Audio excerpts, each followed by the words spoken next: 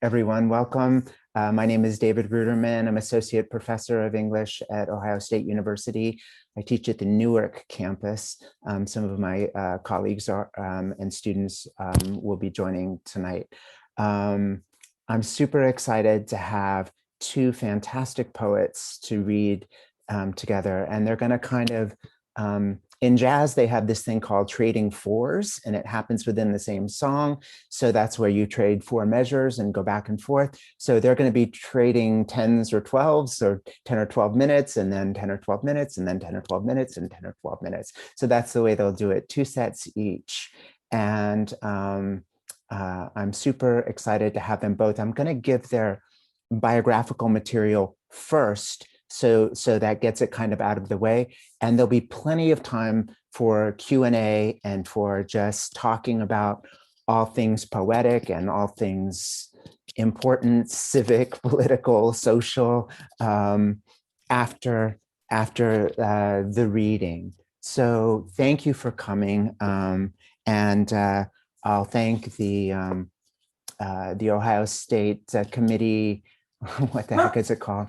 Oh, there's my dog. The Ohio State Committee on, what is it? Cultural Arts and something committee for giving us the money to do this. So thanks to that committee, whatever it is, we're super glad to be, all that money got freed up at some point. And so now I'm so glad that I could bring these people. So I'm going to first introduce Brent, and I'm going to just, even though I know Brent, I'm going to read this more official thing because it's lovely, and it will give you some idea of Brent's biography. Brent Armendinger was born in Wausau, New York, and studied at Bard College and the University of Michigan, where he received an Avery Hopwood Award in poetry.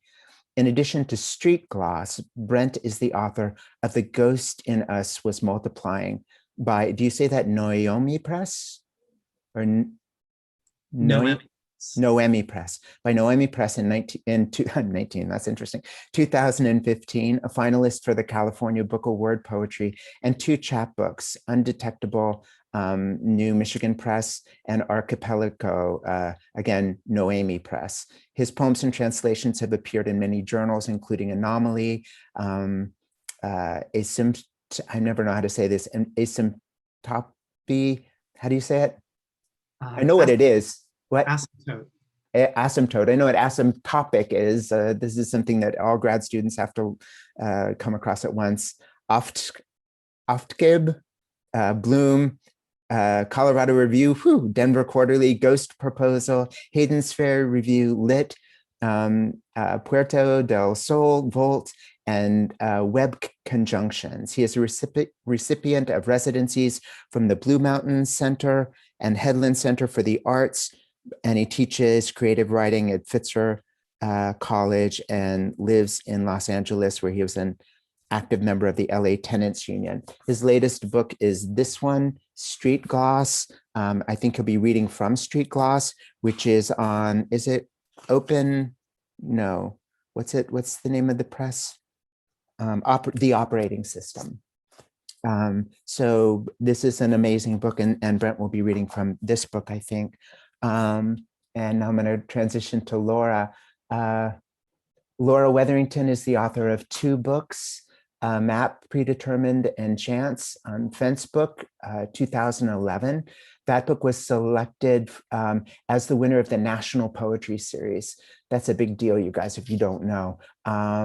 The Brooklyn Rail called the book humble, folksy, romantic, tough, inventive, and not over-programmed. Her second book, chosen by Peter Gizzi for the New Measure Prize, was just released by Free Verse Editions in January 2021, and she'll be reading from that book today. She's also published 3 chapbooks. She's done collaborative writing, including I know work that is oral in nature, but also visual in nature. Her poetry appears in Narrative, Michigan Quarterly Review, Colorado Review, Fence, Volt, Anomaly, among others. And then she's also been anthologized in Choice Words, Writers on Abortion from Haymarket Press in 2020, The Sonnets, translating and rewriting Shakespeare by Nightboat Books in 2012, and 60 Morning Talks by Ugly Duckling Press in 2014. She is also a graduate of the University of Michigan's MFA program. She, like me, went to UC Berkeley for her undergraduate and also Cabrillo College. She has taught at several places, including the French Ministry of Education, University of Michigan, the New England Literature Program, Eastern Michigan University, Nevada Arts Council, Writers in the Schools program, and she currently teaches in the creative writing program at Amsterdam University College, and also at, is it Sierra Nevada? That one is unclear to me. Sierra Nevada University, yeah. Sierra Nevada University in their low residency creative writing program. So please welcome Brent and Laura, and we're going to start with Brent doing his jam, and then, oh no, I'm sorry, Laura doing her jam, and then Brent, and then Laura, and then Brent. So I'll just hand it right over to them, and thank you so much for joining us, and thank these guys for reading. Thanks everybody for being here. Thank you, David, for the invitation, and thank you to the Ohio Committee for the Arts and the People for sponsoring this event. So I am in the Netherlands. This is where I live, where it's now 11:12 p.m. It's like very dark out. And I thought I would begin actually with a Dutch poem. I'm going to read it in English. It's by Asha Karami, translated by David Colmer. I don't work for you no more. This was the last time I logged into my work email. I am no longer the monster I once was. My whole life, I never got a fair share of the pie. From now on, I'm going to draw a sharp line between me and my surroundings. I'll just grab my diary. Today, I decided to start tomorrow. One last darn attempt at recovery. I was born with 2 vaginas, and I don't believe in doors. This is my 3rd death already, and I'm only in my 30s. I don't believe in civil wars either, even if I hate your culture. Maybe we're related because I've got 2 more half-brothers somewhere. When I die, I want to be there. I don't want it in my sleep. I want to say goodbye. Don't go without me. And I'm just going to put this link in the chat in case you all are interested in seeing more of Asha Karami's work. There's even a video there. You can see her reading the poem in Dutch. And now a transition. So I think a lot of times I think about this moment where I was watching Patricia Smith talk about poetry to a group of students. And she said, because poetry is storytelling. And I was like, oh shit, is that what I was supposed to be doing this whole time? And I love this idea that poetry is storytelling. But I think when you hear my poems, you're going to realize that I'm a terrible storyteller. I think about my poems more as some kind of visual art, right? So when you're listening, if you haven't read the book or you haven't, been through this experience before, when you're listening, just think about it like the way you would look at a painting, right? So you can let go a little bit and just enjoy the artwork. The Body's Instinctive Hysteria, after Liliane Giraudon. The body encapsulates magic, or simply projects its instinctive vision, some light memoirs from before the motor existed. I souvenir in savage confusion, married to reduction, carrying myself to myself in reduction. Maybe I understand women's disorders a bit better now that I'm eating meat again, my small factory full of growth hormones. One works in words because meaning is empty by itself. Therefore, I eat Caucasian dictionaries.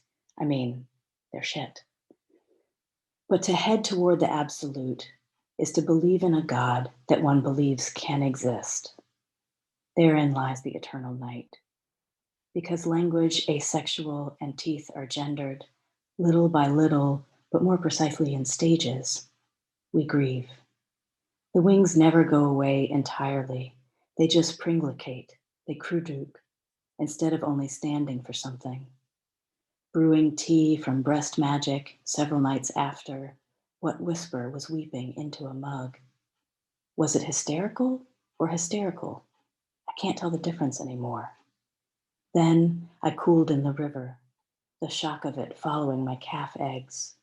My eggs are practicing theory.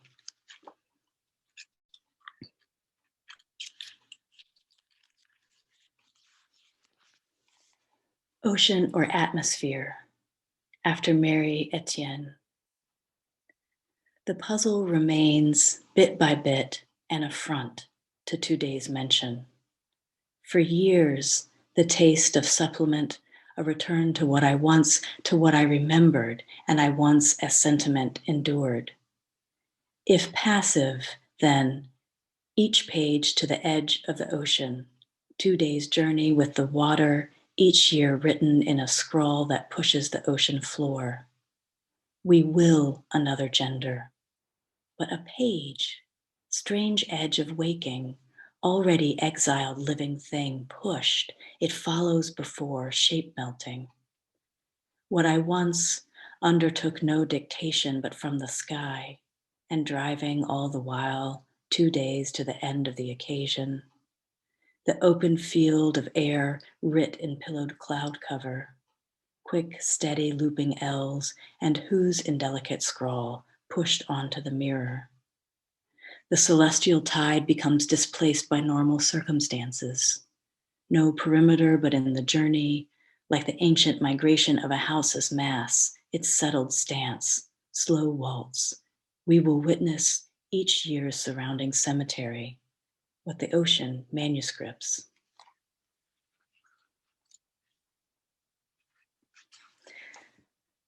With a Polaroid, we can imagine a past or a future without saying anything. After Jean-Marie Glaise. Dear Animal Farm, dear 8th grade gym class, dear long walk home, dear high-top shoes, dear ghost girl wearing the shade of a doorway, dear sound at the center. I am forgetful. You make me a shoe. I throw myself across the room. I am a you, and you are a you. Each of us a prison. There is no way to cure these fists. Dear Gene Simmons, dear Rimbaud and Verlaine together in a room, dear gunshots, dear whatever your version of love might be, dear glacier, dear sunset, dear thunder. I am so lonesome, I could split. I discover without digging or architecture that your other foot is a club. I dream inside of you, synchronous arc into your skin like a field of prairie dogs diving home at once. Dear, what a whisper sounds like in a vacuum, dear dim doorway in the Polaroid, captured shadow, fading decade, dear election somnambulist, dear pulsing center. The probability of math is positive. Men's heads run our lives. What I think about most is the addition of we may not make it. It's not funny, but why not divide by 0? I mean, when your shoes give up on you. Dear Brigadier General, my comrade, dear Clover, dear Operation Urgent Fury, dear Reagan, dear other Reagan, dear Dare America. The world is the world ground up inside its insides. It's like pig intestines, but just the lining and stuffed with sausage. And outside is a light. Leaving the realm of cylinders, I hold down all feminine pronouns by their arms. I stuff my pig inside their linings. I am a great pig. I stare hard at the light. It comes to me in waves. Dear Jack, dear Sarah Jane, dear Rhonda, dear Hannah, dear TC, they can't put us in a pen. We range the great west. We ride the night like a cowboy. We cakewalk. We small plastic toy.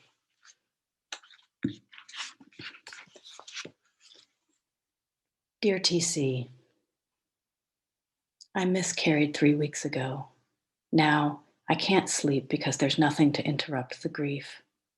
Through the night hours, I've been streaming Murder, She Wrote. One thing I've learned about the 80s, Jessica Fletcher never gets a holiday because middle-class white guys won't stop killing people. Another thing, a silk scarf can make an outfit. When my grandmother died, I simply wanted to follow her. I felt a physical pull, like I was a stationary kite and she was on a world spooling away. The line was taut, always tugging. It was an umbilical emotion. That fall was the season of the bathtub, studying the buoyancy of my breasts and taking deep breaths while imagining myself underwater. Although I knew I wouldn't go through with it, bath time was a death meditation. Now I have trouble leaving the house because I'll know I'll spontaneously cry, but there's no telling when or for how long. Yesterday, I broke down in the shampoo aisle at the grocery store. After a full half minute, it was over. I sleeved my snot and carted away. There was nothing I needed there. Another time, I ran into CA in the freezer aisle and blubbered with a joy that started to take a sharp, teary turn. There was no possible way to explain the mania. I haven't told many people about the miscarriage. I hadn't told many people about the pregnancy. We were waiting to make sure it would stick. When my grandmother died, there was no problem talking about the gaping hole, that death umbilical, and no problem confessing how many hours I spent staring at the spackling on the bedroom wall. But now language has died alongside. Last week, I still thought a woman would be president. Mike Pence helped pass legislation in Illinois requiring fetal remains be buried no matter the cause. If he isn't intentionally trying to punish poor women or poor families or any families and all women, what is his actual motive? The most empathetic part of me wants to understand. Compassion is a Christian idea. War is not one. I can't describe how our laws make my uterus feel. The grief maps onto rage. The rage maps onto the poem. Let the poem be messy, wicked, discordant, full of blood and tissue. You know how some people walk into workshop and they say we have to kill our darlings? Who among them has lost a pregnancy or had an abortion? Faulkner also said to his daughter, when she asked him to stop drinking until after her birthday, "No one remembers Shakespeare's children." I am not here for these rules. When it comes to the moment of cutting, I'll be the one to choose. And if I cut, I'll not put those lines in a tiny coffin. Love, Laura. And Brent, I'm going to hand it over. Wow. I am so incredibly thrilled to be reading with you, Laura. That was amazing. Thanks so much, David, for having us.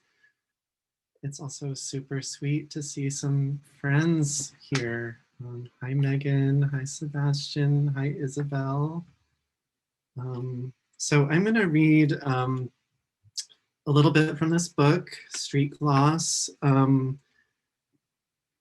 And it comes from, it has a rather involved procedure, so I'm not going to explain it entirely, but it's a site-specific experimental translation project.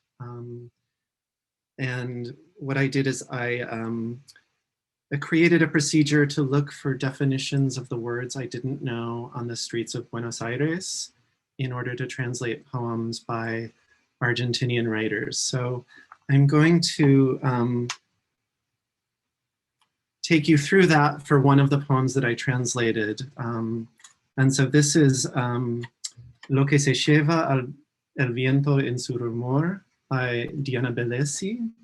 So I'm going to read the poem in Spanish. Then I'm going to read a series of definitions for the words I didn't know. You will probably find them to be anti-definitions, and then I will read my translation of the poem. Okay. Is my sound okay? Okay. Lo que se lleva el viento en su rumor. Adentro o afuera, la mirada empobrece o regenera. Arte menor, lo que se lleva el viento en su rumor, lo que va transformando su ser y deja huellas para así repetirse en variación. Semilla al fin, nada afuera del marco del paisaje ofrece yo, quisiera para mí, para ti, mi voz de arte menor. Entonces, quizás sí, podría decir no a todo monumento para dejarnos ir después de urdir esteras con las frágiles fibras del corazón. Esteras donde otros soñarán el incesante sueño de ser para dejar de ser tan dulcemente que acune el dormir de aquellos que vendrán lo que vendrá. ¿A qué? A mejorar el mundo en arte menor, parte intentando borrar aquel dolor que sufre y otorga. Historia donde reposa nuestro error. ¿Cuál? No saber somos solo en aquello que dejamos ir.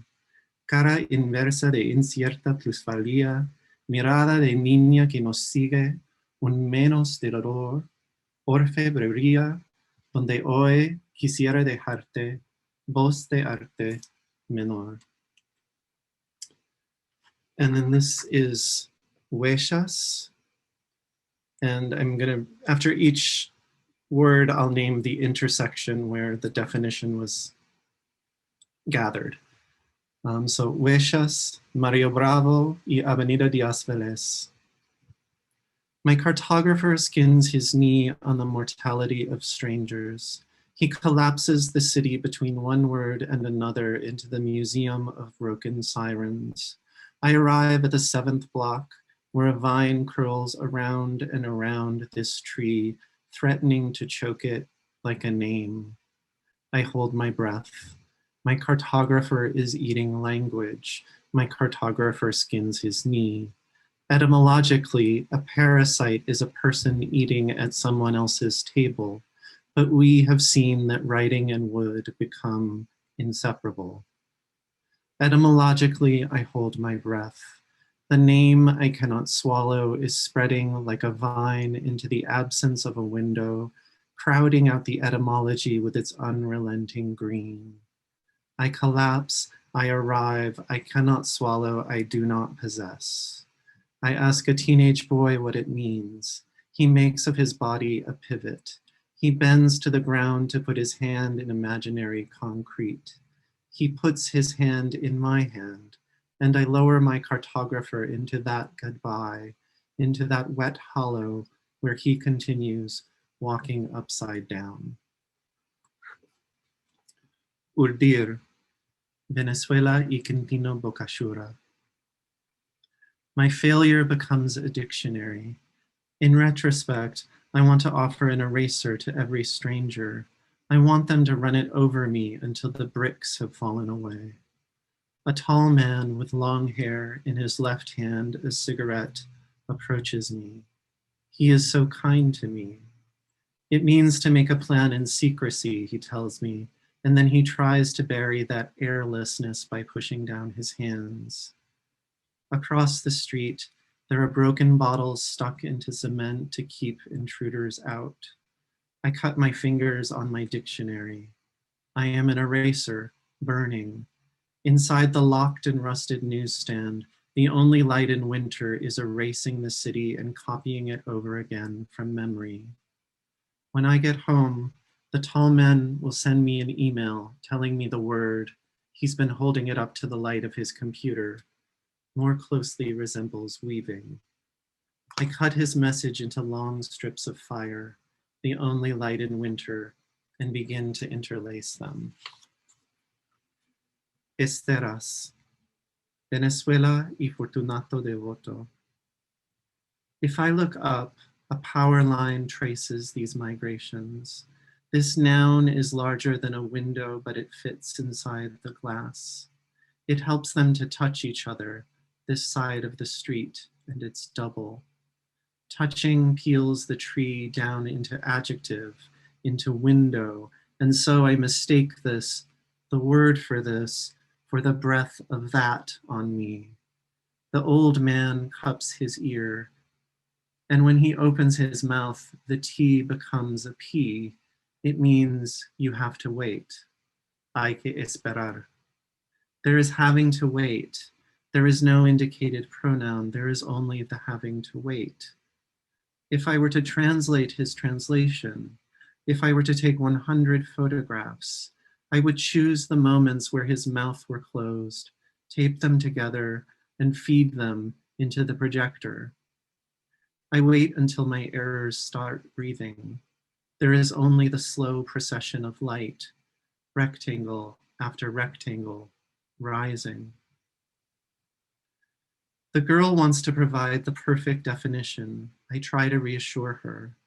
There is crawling across the mind. She says, to put a blanket down in the soul.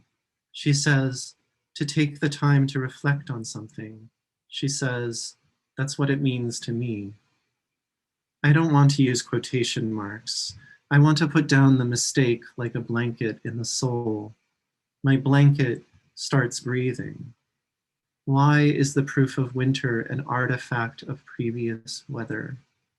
From this side of the street, there is a leaf curled in on itself.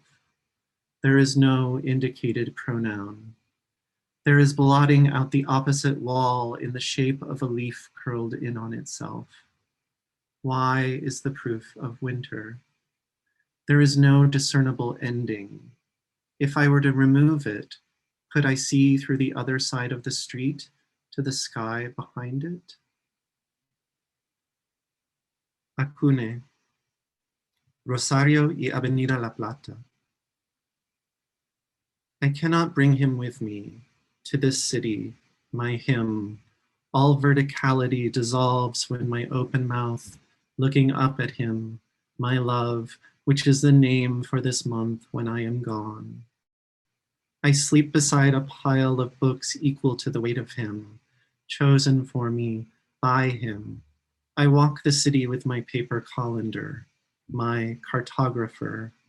The pen is a deficient eye, my open mouth dissolving. When I develop this photograph, I will see what I do not see originally. Looking dissolves.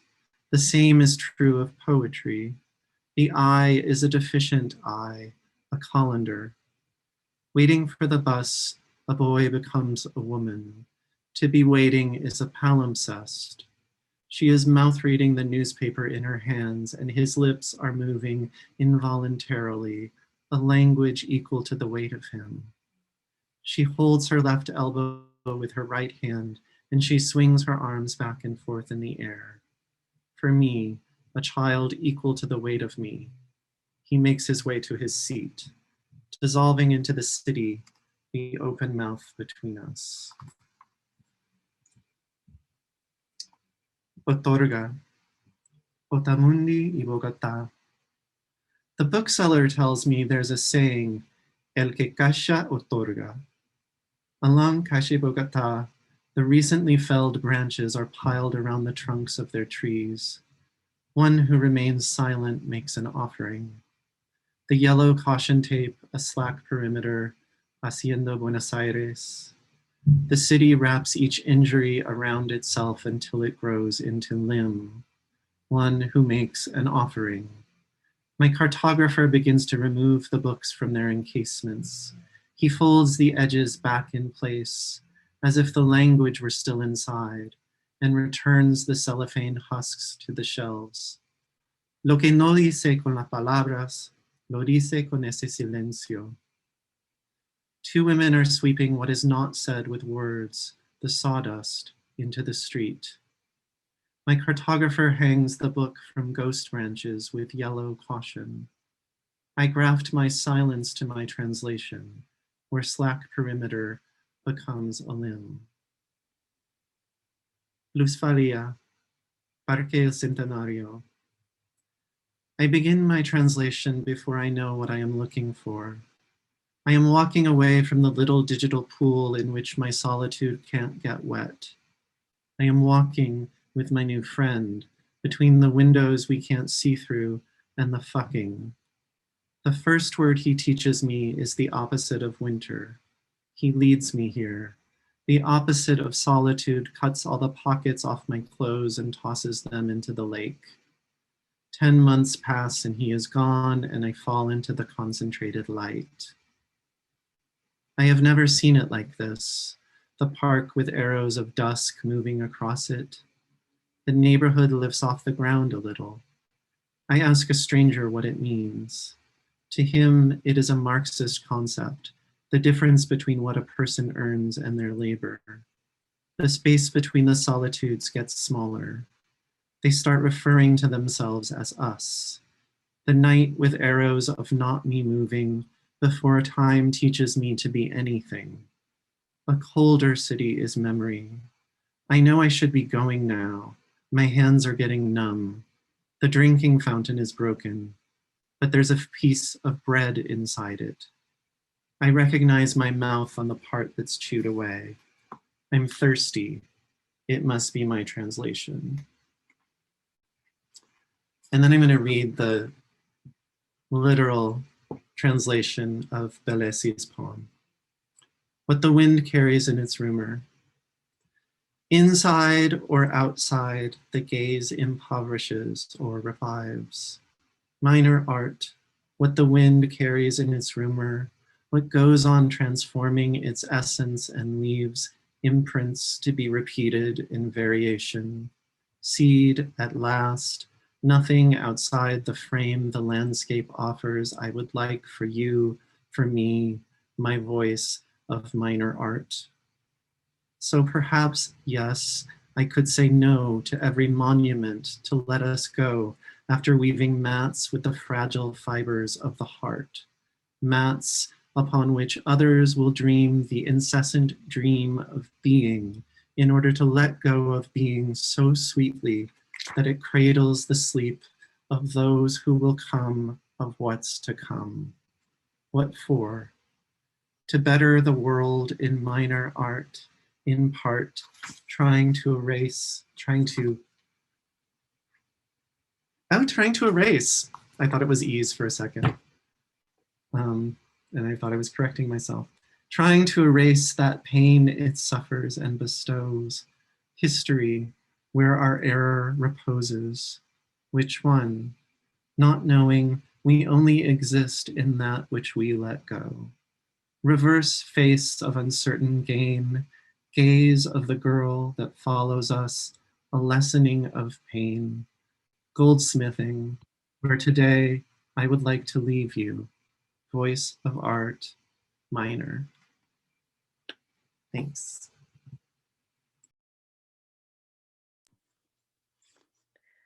Well, I mean, now I want to go back on this agreement that we've made and like just jump into Q&A. Right? Like now I want to talk to you about what you have just read. I will wait, but I have questions. Oh, yes, I want to hear more. Jumping back in. Wait, hold on, Laura. I'm trying to pin you and unpin. I pinned poor Ben.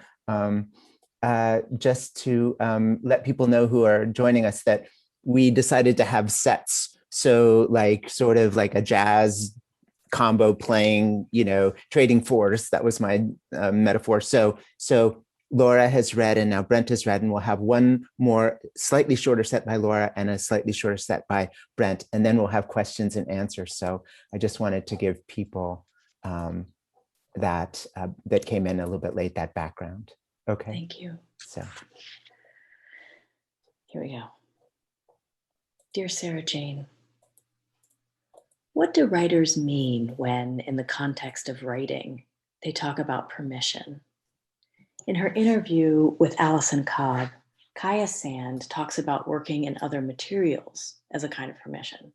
I mean, this I understand. Studying form and technique opens a door. But bound up in the concept of permission is the implication that we're unconsciously waiting for authorization, which feels gendered and problematic. And yet I've felt that thing. I've said it. So-and-so's poetry feels like permission.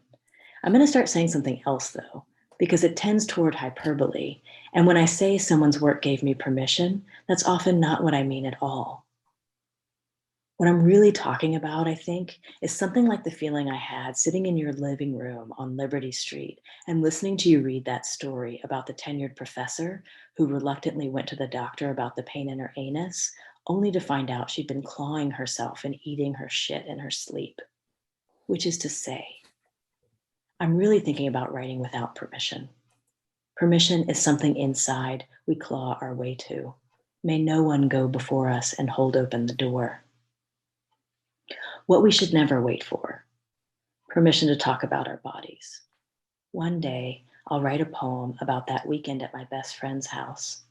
This must have been in 8th grade when my best friend had become an old friend because I'd already moved away, but I was there for a few days and started my period and hadn't had many periods yet and had never used a tampon, but that was all her mom had. And I didn't know how tampons worked, that they had a wicking agent, but I found out because hours later I was becoming beef jerky inside and getting queasy. So I went to pull it out, but it wouldn't move. We had fused, that tampon and I was pulling as hard as I could and probably squeezing too, because who understands their pelvic floor in 8th grade? I was real scared, getting sicker.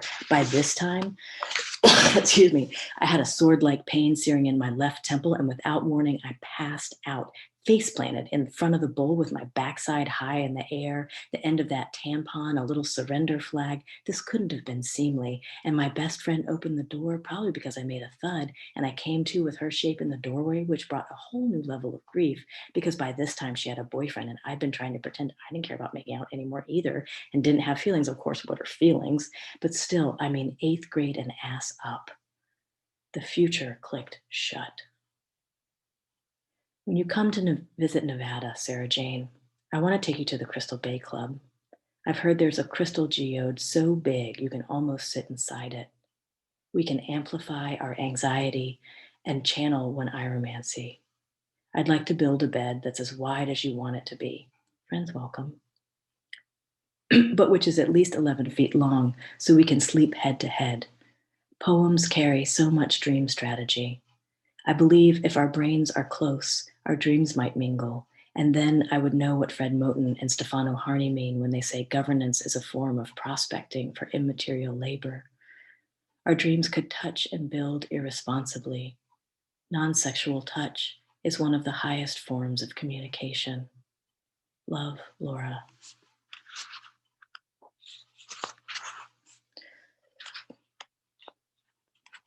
The body, therefore, after Liliane Giraudon. I want no part of an alpha anything, but saying I summit a mountain means the mountain touches me also. There are so many ways to enter into public conversation. Chaos can make the fringe of a discourse its center. Acts of violence are followed by a period of silence. The rain sounds thunder. I touch the other side of the lake with my voice. The essence of speech echoes the sound of speaking in rain. Running for one's life often means moving away from populated areas. The rain, therefore, in haute voix. No more bird poems after Berta Garcia Fayette. I want to tell you about birds in the world, how air moves like water and birds move like air, and the birds then move therefore and also like fish.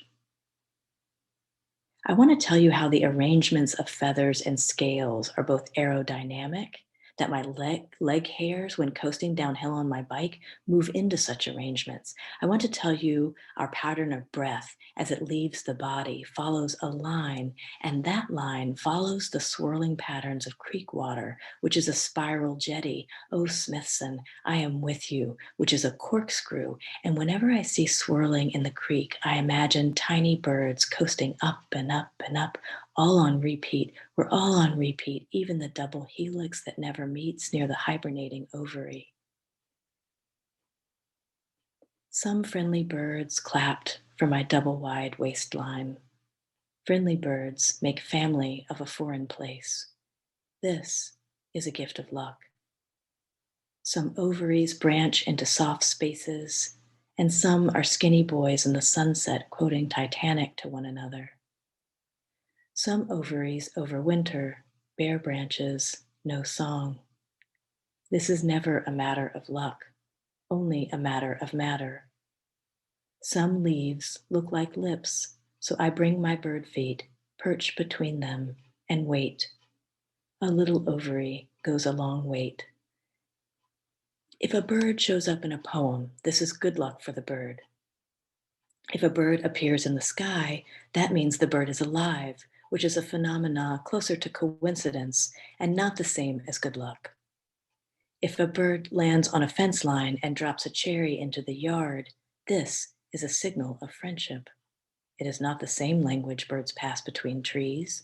It is not the same as the tree's quiet song, sifting cloud out of air.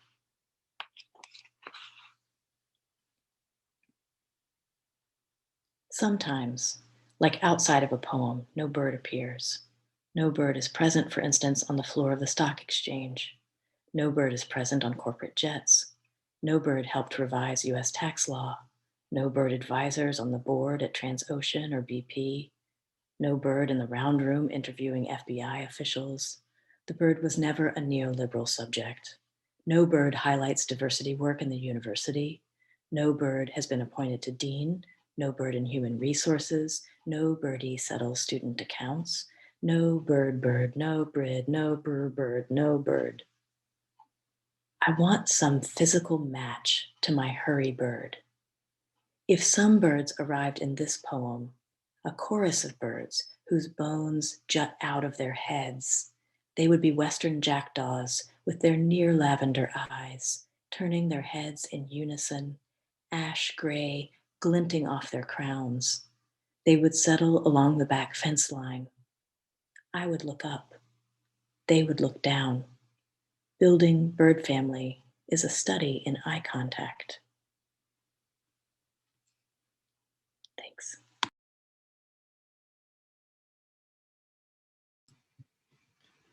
Thank you. So I'm going to read.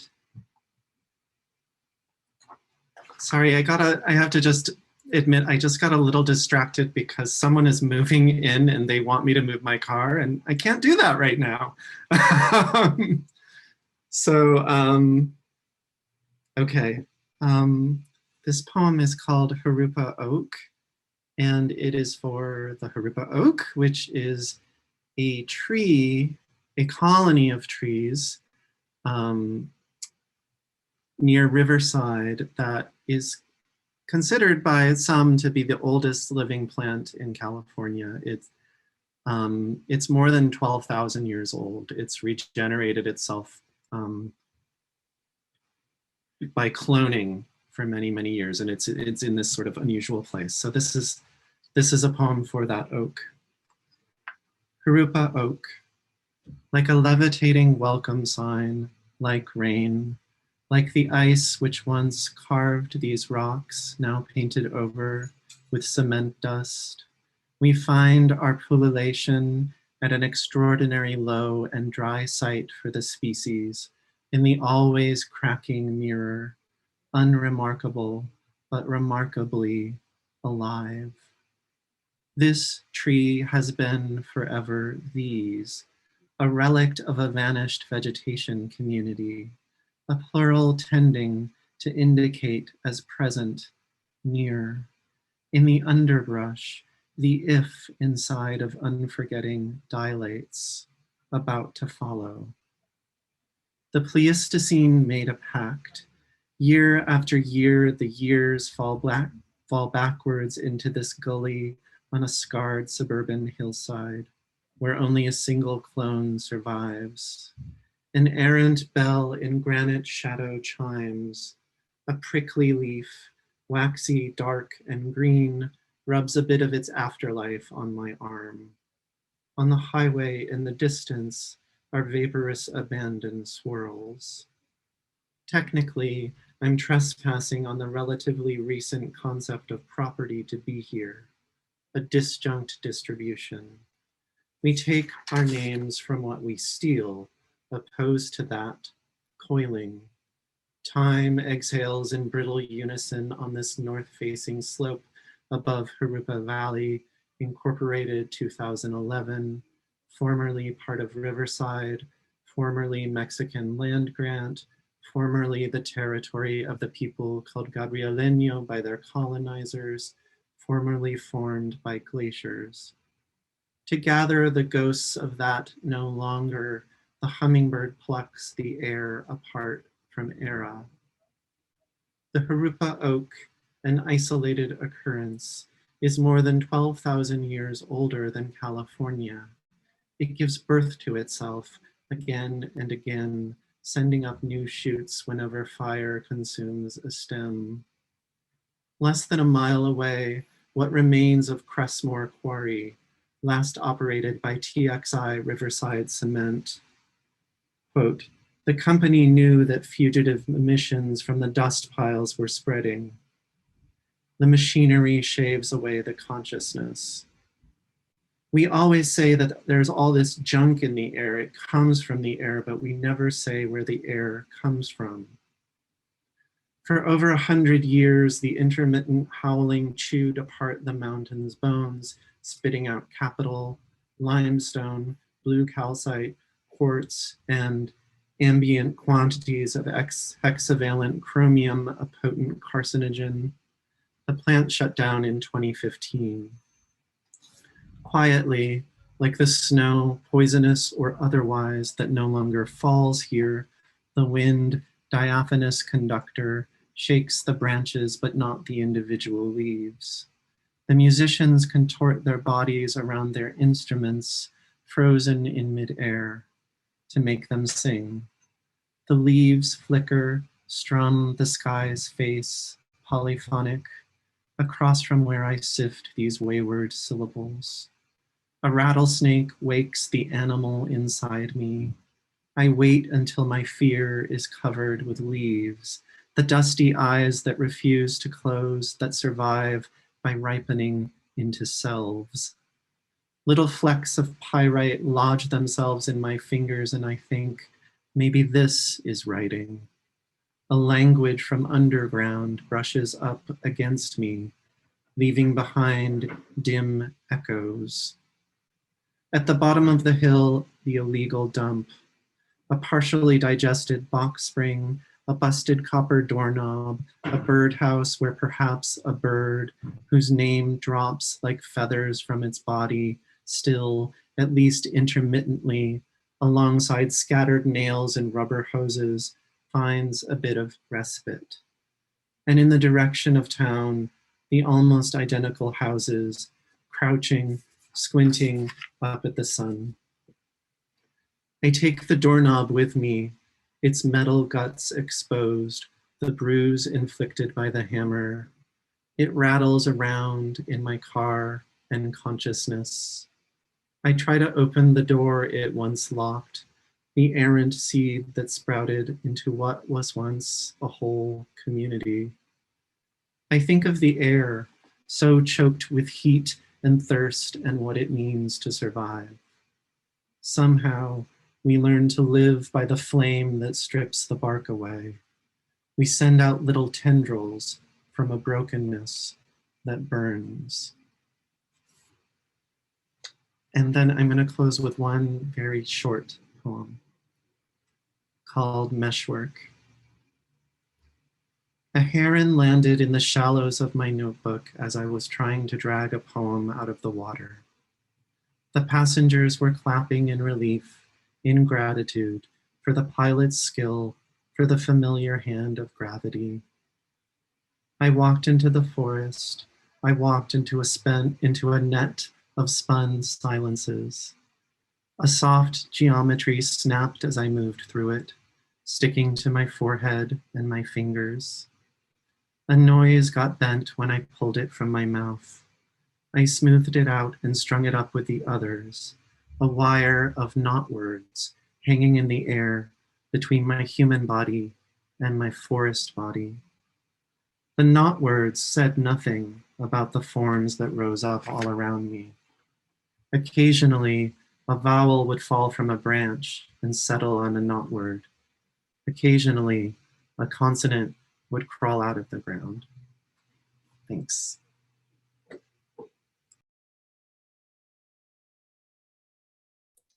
Wow. Lovely, thank you. Wow. So guys, this is really fun. Now we get to open it up for questions for Laura and for Brent. It's just, yeah, just amazing, you guys. And then you brought it all around to this amazing kind of eco-poetics at the end, or I mean, both of you seem to do that. And I was just struck by the reversal that happens between romanticism and whatever we're in, whatever you guys are, you know, like this kind of, you know, the Romantic poets were really worried that they would project their own unhappiness out onto nature. And now we go into nature and we see our own unhappiness projected out onto nature. And that's part of what we take back inside of us, our own. So it really is a strange position that, I mean, other poets have pointed to it. I think going back to A.R. Ammons maybe is one of the earliest 20th century poets, but I'm rambling. You guys are so wonderful. Let's open it up for questions that you guys might have for one another. Or I have a question. Yes. So, I mean, first of all, like, Brent, I've been looking a little bit at your book, but it's new, your newest book, but it's new to me. And so I want to make sure that I understand the procedure, because I think that's fascinating. And then I have a question for you about how you made this book. So you started out with a Spanish poem. You were in Buenos Aires and you started out with a Spanish poem by someone from there. And you tried to translate it without looking up words in the dictionary.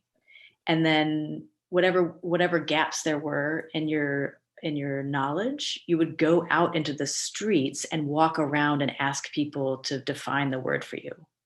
Is that right? Yes, except it was even more, what do I call it?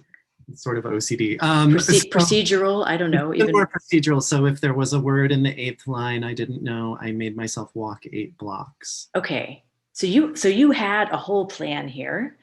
And then, so this is where my question comes in, because the things that you read were amazing poems, right? Like you have these amazing poems in response to a conversation on the street. So my question is, how did you get from the conversation on the street? Like, I'm thinking about field work, right? Like, were you taking notes and stuff? And then, you know, you said cut-ups earlier as we were waiting for folks to enter. Were you collage? Like, what happened? That's a great question. Yeah, I was taking notes, and that was such a pleasurable, I mean, I was talking a little bit with David's class about this yesterday, but it was really pleasurable to have this extremely physical relationship to poetry. So not only was I walking, but I was also like sort of sitting in stoops and taking down these notes, these sort of, it's impressions from conversations, but also whatever else in the environment was happening. And then, you know, associations happen. And so other things get pulled in.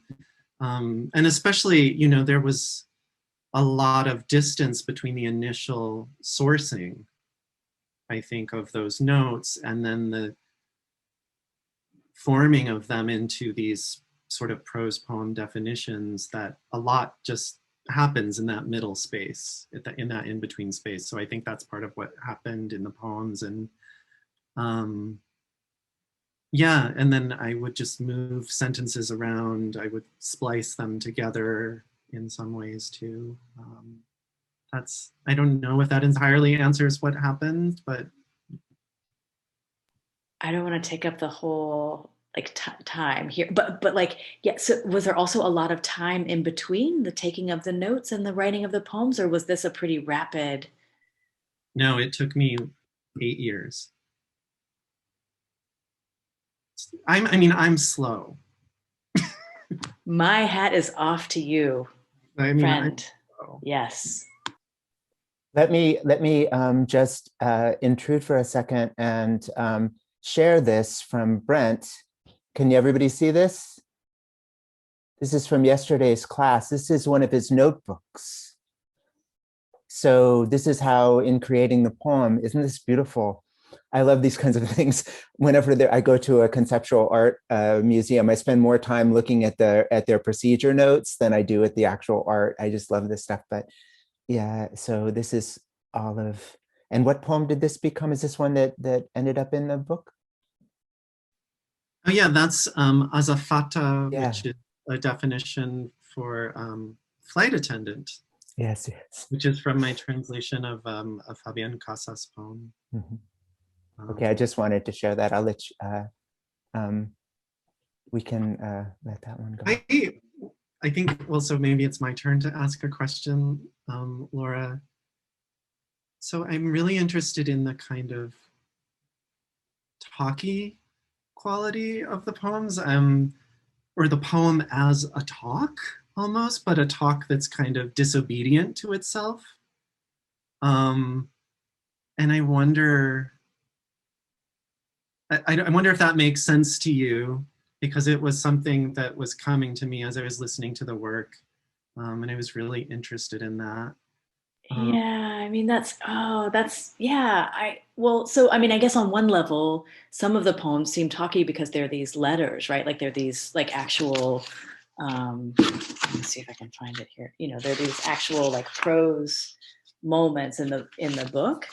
Um, but I think also, yeah, should I say this? I will.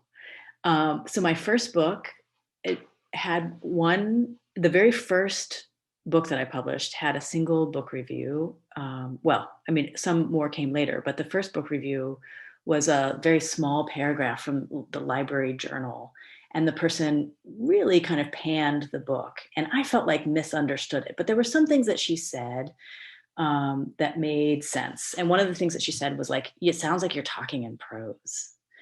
And I think in some ways in this book, I'm trying to respond to that. And I think one way that I'm responding to it is to try and, play with the music of the words and to play with dissonance, right? As well as assonance and those things. But also, I think to really kind of lean into the conversational, like the way that I would talk to my mom.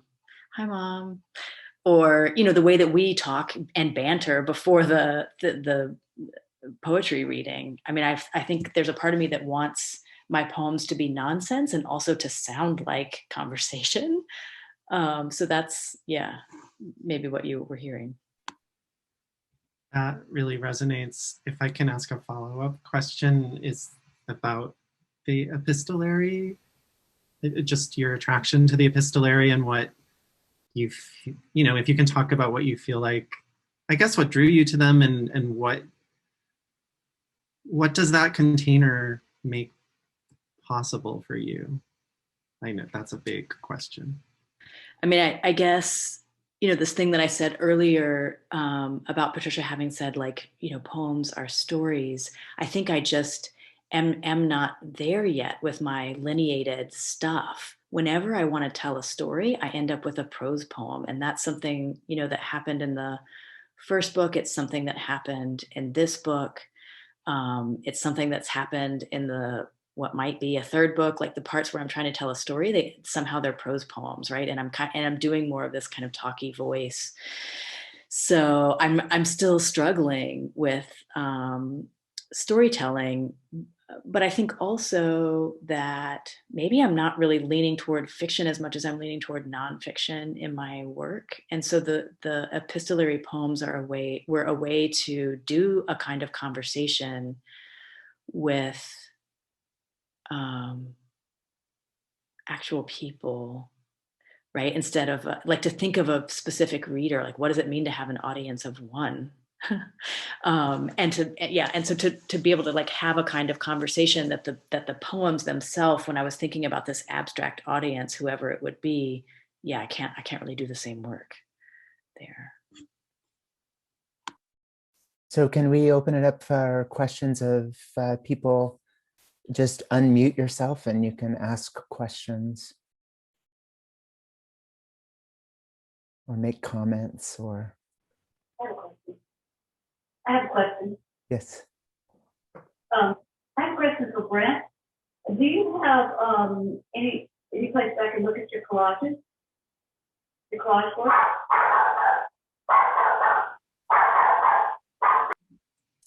Hello, dog.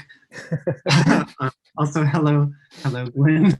When I was talking about collage, I meant that I sort of collage language. So I will create sort of an initial order and then I will shift things around. I have made visual collages in my life, but I don't do it as a regular practice. Maybe this is something I would like to ask you guys about, because Laura talked, I as somebody who's a musician, I hear I always come back to the rhythms of in your poems, and in both of your poems you have very distinctive rhythms that are very different but very distinctive. And within the prose work, I hear gestural gestural rhythms that feel lyrical, and then come in and go out of those gestural points of lyricism. Sometimes it's when perhaps you list or you get into sound patterning and then break back out into more everyday, talky, demotic speech. But like, I love the way that both of you sort of used, because for me, it's impossible to think like certain poets apart from certain, like that whole New York. What's amazing about that New York school of the 1950s and 60s, was that, O'Hara, Ashbery, Barbara Guest, they were all like writing painting reviews, hanging out at a bar where the house band was Thelonious Monk. So like they were all like kind of bringing all of these things together. And I wondered what the status for you guys was of bringing these different art forms together. Does the music you're listening to make its way into the poetry, et cetera, those kinds of things?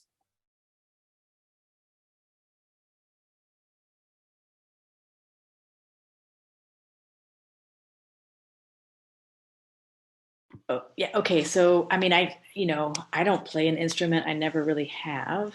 But I did for about a decade edit a sound journal, which was like weird, like some weird business. And I'll put it in the chat here. So, I think that kind of stuff has deeply influenced my thinking about what art is or can be. I don't know if it's at the level of rhythm or like how. It could be like this thing that Brent was asking about, the kind of prose stuff, that somehow is related to sound work or sound pieces. Visual art, I mean, I think, not to embarrass my mom who's here, Glenn, but my mom is a visual artist. And so we talk a lot about our practices. And I keep trying to figure out what is the equivalent of whatever she's talking about. But I don't have, I'm not in like a, large city where there's, and I'm, I have a toddler. So I'm not really going out at night to like see all these bands and stuff. So my life is pretty boring.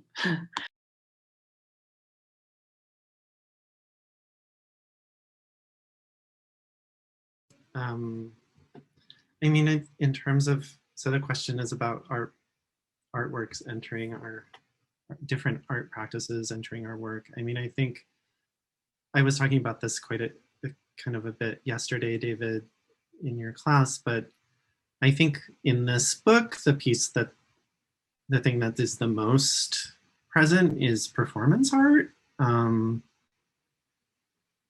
Yeah, and I'm not sort of a super knowledgeable about performance art, but I've seen a fair amount and been attracted to it and certain conceptual art pieces. I actually mention Felix Gonzalez Torres in one of the pieces. So yeah, I mean, I think what prose ended up doing for me in this book was allowing me to imagine, I don't know, I mean, I created some fictions inside of this poetry project around sort of imagining myself doing these things which I was not doing. I mean, there is the performance itself, which is, you know, definitely happened and definitely took a lot of labor and all of that. But while I was doing it, and I'm sorry to repeat myself from yesterday, I became just really excited by the idea of performance itself. And I started sort of making up these performances inside of the text as I was writing it. So I feel like that is probably the closest thing. I mean, I can say, you know, my God, I haven't been to a museum in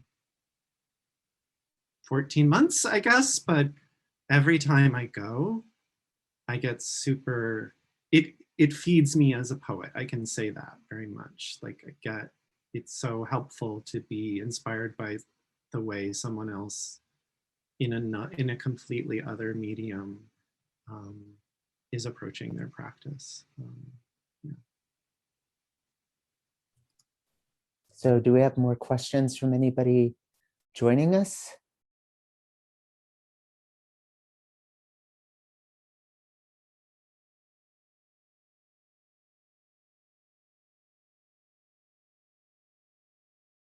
I could ask a question. Oh, sorry. Someone was about to talk. It's more of a like, can you say more about this? Which some people like and some people don't, but what is it that I wrote down? Our dreams could touch and build irresponsibly, and poems carry so much dream strategy. I just wondered, Laura, could you like talk more about dreams and poems in these few minutes maybe that are left? I'll try. Okay. I mean, I think in that, you know, poems carry so much dream strategy. I mean, I think of the poem as a vehicle, or I mean, all creative writing, right? Like as a vehicle for imagining a world that doesn't exist yet. And in that way, you know, I think it has a kind of radical potential.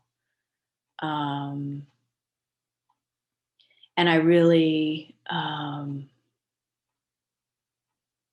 yeah, I mean, I guess I feel mixed ways about like what a poem can do. I don't think that poems are activism, right? But I do think that they, like a creative practice for every individual, would change the world, right? Like I think that it does something to us to be able to have that space, both economically to have the space in the day to do this work, but like also like in your head to have the space where you can create things. So I think in some ways that's what I mean about a dream, poems carrying dream strategy. But also in a very hippie way, I mean to say that, like, you know, a friend, not Sarah Jane, but like with another friend, we went on a road trip and we were sleeping in the same bed or like really close to one another. And she was super into dreams. And I almost never remember my dreams, but suddenly I would remember them and they would be quite similar to whatever she was dreaming. And I was like, you are magic. And also, like, I think I now kind of believe that it's possible to like meet someone in your dreams. Whenever I go to sleep now, I ask my husband, like, what do you think our kid is dreaming right now? And he's like, I don't know. I'm like, I think he's in a field. We're going to go meet him there. He's in the book that we were just reading to it. You know, like, I don't know, like I'm a little out there, but then I don't remember the dream. So I don't know what happened. But anyway, if you want to try and meet later tonight, might not be asleep at the same time. But anyway, that's my bad answer. Thanks. Yeah, I'll try and be there. I'll see you all in the field. Well, thank you, David. I recognize that we're probably at a stopping point. I think maybe so. I would like to say make one last opportunity for you each to speak about something, and that is what I understand you to be saying is that each of you in different ways is that your practice, your poetics are, well, let me ask it as a question rather than an assumption. Is your practice and your poetics part of a kind of ethical desire or an, an, an ethical position or something towards a politics, towards a collectivity, and towards, I mean, how do you see that working? Because to me, that's what I think about both of you. And one of the things that made me think about having you both read together, as opposed to other poets that I know, is that each of you have this deep sort of ethical commitment to the work that seems to be about connecting with the reader, connecting with a community, connecting with the world in a way that to me is really striking, really, really inspirational, and not unique, because I can name 10 other poets maybe that do it, but the way you guys do it seemed to me to be wonderful and exciting to me. So maybe you could talk about that and correct me if I'm wrong about it.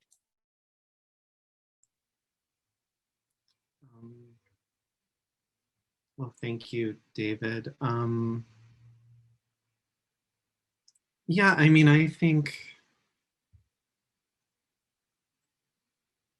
poems are a dream strategy. I believe that too, and that resonated with me so much. And I think being inside of a poem helps me be inside of the world. But also inside of the world that's not yet, I guess, as Laura was saying. So I don't know, I'm extemporizing, I'm coming up with things as I'm speaking here, but yeah, I mean, I feel like poetry is and can be an ethics. It requires a kind of deep attention. I think for me, like writing a poem requires kind of existing somewhere between yourself and your readers in some way. So it's about occupying this space, this in-between space, and I feel like that has an ethical proposition inside of it. That doesn't Frank O'Hara say that in his Personism essay? Oh yeah. I think he does. He's much more. He's less earnest than I am. But yeah, I mean, I think, you know, when I think about this project, it's kind of like it allowed me to do something that I should be able to do already, which is practice this kind of radical intimacy with strangers. That was what was so kind of, for me, that's part of like the center of the work. And like making this book, writing these poems, making this artwork gave me like this channel, conduit through which to do it. So I think we all do it in different ways, but I think that's, yeah, I'm talking too much, Laura. I kind of don't know how to answer this question either. I guess the shortest version for me would be to say, it takes me a long time to think. And writing is the vehicle that gives me that long time, right? Like my book took 10 years, right? But I mean, anytime, like I'm journaling all the time in order to figure out like, what is it that's actually going on? Because usually there are multiple layers and they're contradicting the other layers.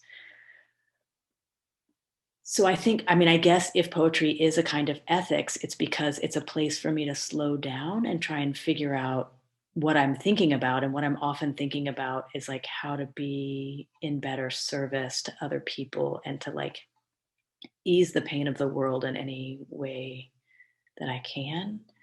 But really for me, where the ethics comes in, or where the dream strategy comes in, is in the classroom. So I think of teaching, as particularly teaching creative writing, but even academic writing, as an extension of my own writing practice. And like being in a room with students and talking about, like, how do we create on this page the world that you want to live in? Or how do we use the page as a way to like evacuate the world you don't want to live in from your mind, right? Like, I think, yeah, that really for me is where, I don't know, if I think about a kind of ethics or a kind of activism or something, maybe that, I'm not an activist. Like, let's be real. David and I were talking about this. Anyway, that's it. Okay. Thank you so much, both of you.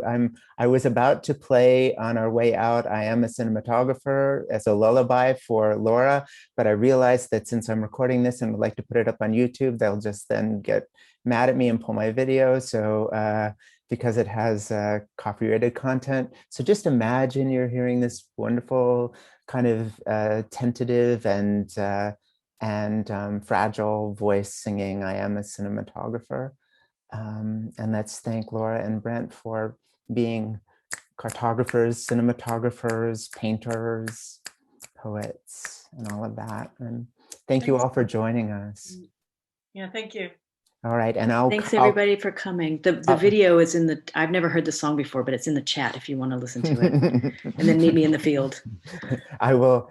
Yeah, definitely. Let's all meet Laura in the field and Brent by the tree. So I will put this reading up on YouTube after I edit it a little bit. And thank you so much. And I'll see you guys all later. Thank you so much. Yeah. Thank you for having us.